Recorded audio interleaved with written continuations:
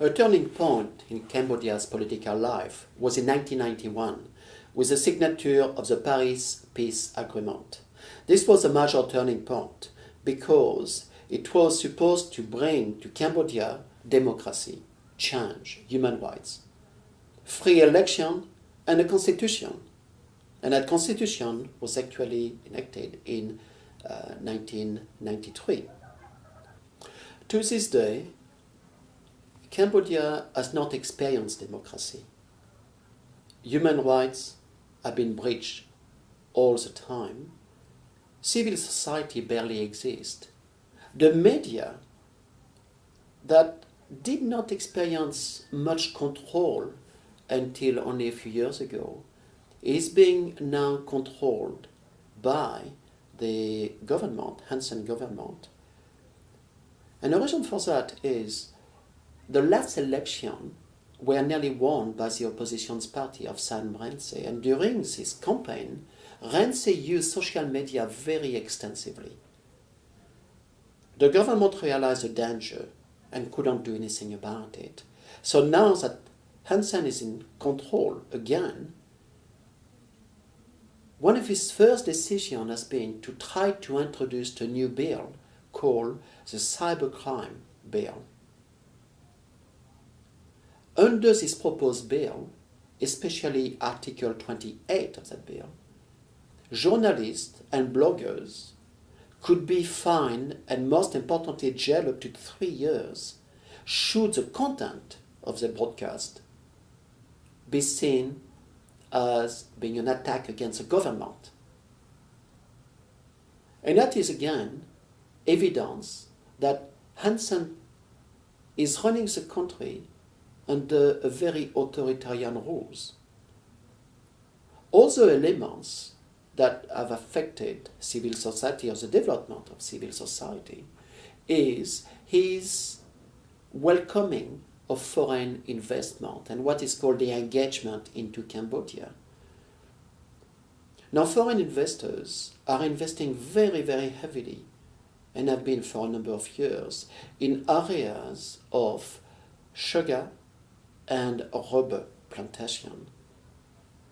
Over 14% of the landmass of Cambodia is now used for rubber and sugar. And of course, this has created a tremendous problem for the population because this need to get land is actually supported by the government, and foreign companies are not so much buying, they're taking over land from the farmers for those plantations. Foreign investment is booming.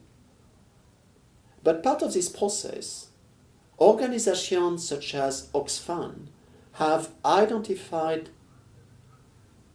that evidence that foreign investment is coming from banks such as the Dutch Bank, subsidiaries of the World Bank, and even from Australia through the ANZ, which has recently been found guilty of financing development in this area.